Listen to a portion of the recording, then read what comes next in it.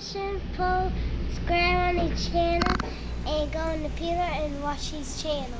Goodbye. See you tomorrow. We do a video. And subscribe on the channel.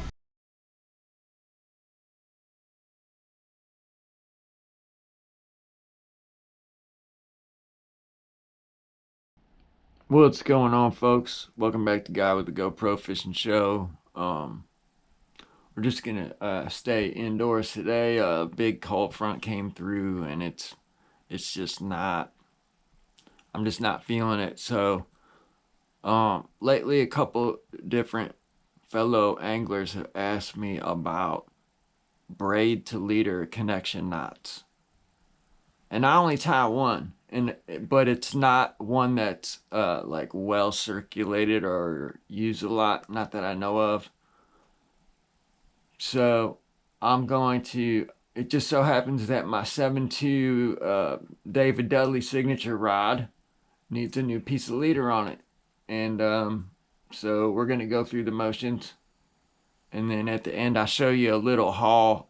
If you spend like 30-40 bucks at Dick's, they'll send you 10 free, like, whatever, Dick's Sporting Goods dollars or something. So I went in there and grabbed a couple baits that I had been putting off because they were a little on them, $13-14 price point, and I was waiting until I got that in the mail. So I'll show you what I grabbed up there as well. So let's tie this knot. It is the Uni to improved clinch braid to leader connection knot, and it's a strong one. I've hoisted countless 5-pounders on this knot without any problems. So let's tie it. All right, so this is just for a frame of reference. As you can see here, I got on a 1/4 ounce, just a little Ned bait, but I just had that on there from that one and done with the pendulum when I switched baits on other rod. So I'm gonna cut that off, set it to the side. I got my 3/16 ounce flick shake Fusion 19 for throwing the wacky rig around some deeper water. I got my leader material. I like Base X when I need affordable, decent fluorocarbon. So what I'm going to do is I'm going to open, whoops, don't want that to happen, but this is 7'2", so I'm going to open the bail and then just lean it up in the corner there, and I'll get that knot through.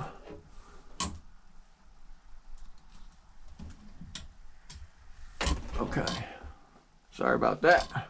So I'm going to bring the braid down here into my work zone, close the bail so I can have tension, and this is 15 pound. Since this is a medium heavy, I put 15 pound on all my medium heavies. That's just what I do. And then on my mediums I usually go to 10, or I might even try 8 on like a wet noodle. So I'm going to cut a fresh starting point and get all of this little scrippity scraps in the garbage, and we'll start tying this knot. So since this rod's so long, those squeaks are gonna be just a pain, but they're gonna have to stay in because I don't know what else there's really nowhere else for that rod to go. It's a little bit tight back here. So I'm going to get my leader material ready. Take a piece of tape off, put it on the old bench vise to hold it so I can reuse it. Make sure my line's coming off the right way. Even though I don't reel up that much of it, you still want it coming off the top. That way it's going on the same way and you're not putting on line in reverse. So then I'm going to take my braid and I'm going to take my leader, and I'm just going to tie a uni, right? So I do 5 wraps. So I'm going to give about a 2 fingers worth hoop for my uni and go 1, 2, 3, 4, 5. And then I'm going to cinch that down. And what I do is I grab both the leader material and the braid, but below the knot, and then just kind of cinch it in place. You could see the barrel of one side of a uni, okay? Then I'm going to let my braid drape down to make sure I got enough to do. I do 11 wraps, so I'm going to put my finger in there just like any other clinch knot. And I'm going to go 1, 2, 3, 4, 5, 6, 7, 8, 9, 10, 11. Now what I do is I make sure that they're all kind of uniform. As you can see, like not all of them's bunched up on one end or the opposite, you know what I'm saying? And then it's just like tying a clinch on a lure. So I'm going to feed through the loop, and then I'm going to pull through the loop, see? And then I'm going to stick my hand through the big loop and grab the tag end of my braid and grab my leader material and start to cinch it down. Now, this is the key part. You want to let go of your leader material tag coming through the other side and start to work the knot to about there, okay? See how I'm pulling the braid but still holding on with my fingers? Now I'm going to let go so both tags drop. That is an important part, because if you hold on to one or the other, it's not going to cinch. So then what I do is I let go, and then I slowly start working up to it. So you see the barrel of the uni going to it, and then I'll pull this a little bit snug, and then I'll lock it down. And that's it, man. You want to get a good double grip on both ends with the tags hanging off and make sure it's cinched up good. And the way you can tell is the tags you will have to cut. Like you will see the uni, and then if you know your clinch is tied right, you will see it coming out, like your tag end comes out like halfway up the barrel of the clinch knot, like that. That is a good one. And then I just grab my scissors here, cut the tag off the uni, and then with some tension, without hitting the knot, just as it gets tricky, there we go. Without hitting the knot,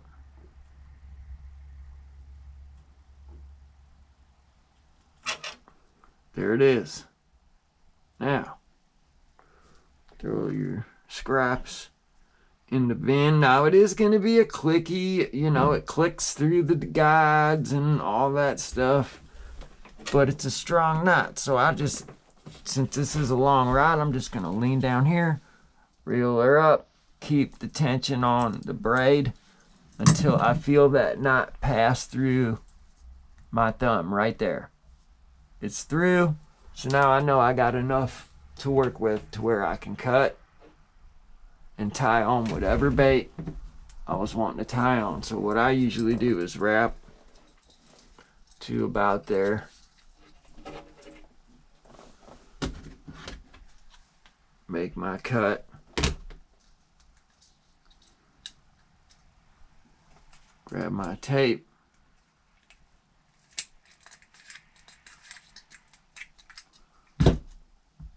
grab whatever bait it was I was going to tie on, which is the 3/16. I mean, it's not a flick shake, but it's their wacky head. And I'm going to tie a non-wet Palomar to this. And I got to thank John Brown over at Jab Bassin for showing me this. Even though I did kind of like stumble on it in my own just constant using the Palomar, because for some reason I don't have a lot of the break off issues that other folks have with this knot. But one thing that I make sure is there's no line crossed over on itself. You have to make sure of that, or you will have break-offs. So I'm going to feed the bait through the old Palomar loop, and then I'm going to slowly start working it to about that point. I'm going to let go, work it a little closer.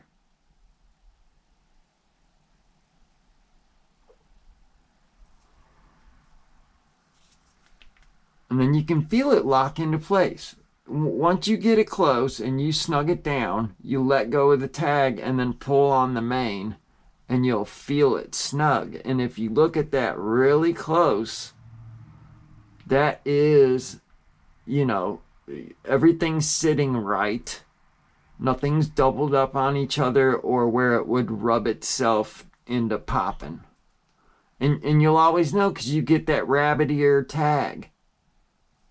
You know what I'm saying? So I'm going to leave a generous amount, even though Palomars don't slip. And there you have it. So now we have the freshly rigged 7.2, my favorite rod to throw wacky rigs, Senkos, and Neko rigs, is this setup right here. It's the 7.2 David Dudley signature with a Lew's Xfinity 3000 Daiwa 15-pound Braid 8 in Island Blue, and 10-pound Bass X. So I'm just going to put that wide gap hook around the foot of the eye right there, reel it up, and there we have it. We're not putting any crazy tension on anything, and she's ready to rock. So that's it, guys. So I'll show you what I got up at the sporting goods store. All right, folks, so really quick, like I said, they gave me 10 bucks for, you know, store credit dollars for going and buying that $39.99 Quantum Nitrous 6-1-1 4-bearing bait casting reel. You know, I just wanted something for inclement weather. But so I started with a, man, this is either 3/4 ounce or at least a 1/2 ounce with the head size on it. But this is the Banshee series red painted blade. I figure spring, you know, even a red spinner bait, you can get on some big smallies and even largemouth. So I'm going to give that a try. I do pretty good with these Banshee series spinner baits by Strike King. And yeah, I leave it on the thing because I use a pegboard system until the day I go to throw it. So, and I also grabbed 2 topwater baits that I've been eyeballing, and I wanted to wait until I got that card. So the first one is the Whopper Plopper, what is this called? Opening Bell 130 millimeter. This is a clanking buzz bait with a Whopper Plopper body that has, I believe, a jig hook. Yeah, it has a jig hook on the top, like a buzz bait, but it has a treble stinger in the back. So jig hook, treble stinger. And I got it in white because I'm, you know, with my Whopper Ploppers, I try to keep it simple. And this is a whopper plopper with a buzz bait head, you know, like a inline whopper plopper. Yep. So I got that, and then I got the weirdest topwater lure that I have yet to come across, the Hellraiser. But I seen the footage from all last summer, and maybe even, you know, it got debuted at the end of the fall before that, as far as to us commoners. But it's a 5/8 ounce bait. It's got a treble hook in the back, a treble hook a little further, like a crankbait positioned, you know, apart. But there's the line tie, which is pretty unique. So it's got like a head above water, and then like a bladed jig type fixture on the back. I don't know. I'm anxious to see how this thing performs, and I'm a big topwater enthusiast. I just love it, and I'm trying some new things this year with topwater fishing. And last but not least, out of all the swim jig throwing that I do, when I do get on a good swim jig bite, I have never in my life owned the 6th Sense Divine Swim Jig, and I got them in 1/4 ounce light ones to throw coming out of the spawn. You could put you could put a 3.3 on there if you wanted to make it compact, but I'll probably just go 3.8. But I just like the fact that it's light, and you know, obviously I went with your old regular shad bait fish, and then your old black and blue. So I do got some Kitech. They're 4.3s, but I could trim it down to fit, that are black with blue flake on top, green pumpkin on the bottom. They were Tackle Warehouse special colors that Kitech poured just for them. I still have a whole clamshell of those unopened in my tub of swim baits. So yeah, that was the Dick's haul. So if like you're gonna go get a reel that maybe, or some piece of gear that's not quite that $50 to get the free shipping, oh sorry about that guys, get the free shipping on, you know, your discount tackle or Tackle Warehouse, and you just want to get some, you know, points or, you know, store credit for your purchase. If you got a local Dick's Sporting Goods, man, like, they've never done me wrong. Like, all the money I've spent up there over the years, like, I think I got that gold card, so I get these those $10 cards every time I spend around, you know, 30, 40 bucks. So it's cool, it's worth it. But I won't be doing much more of that. I think I'm gonna need just like a little bit more terminal tackle, as far as a couple oddball size replacement aftermarket trebles for hard baits, like the smaller ones, like a 7, and you know, for like spy bait hook replacement, the Z1 back hook replacement, stuff like that. So yeah, I'm gonna have to look around for those and really scour the internet. And other than that, man, I just wanted to share my braid deleter connection knot. It works on all. That's the knot I tie, because for some reason I get the FG right once in a while, as far as the ending process where it won't start coming unfurled, and then the majority of the time I'm getting it wrong and it comes unfurled. So I just go back to tying that because it's never let me down. So I hope you guys enjoy it. I hope you guys are able to apply it to your fishing. If there's anything in the comments that I could do better for y'all, if you couldn't see a certain part and you need me to zoom, I'll try to, you guys are who I listen to. So feedback is important, and don't be shy. So if there's something I need to be doing, just let me know. This is Brian from Guy with the GoPro Fishing Show. Out for now. But just for now. Be easy, people. And be good to each other. Peace out.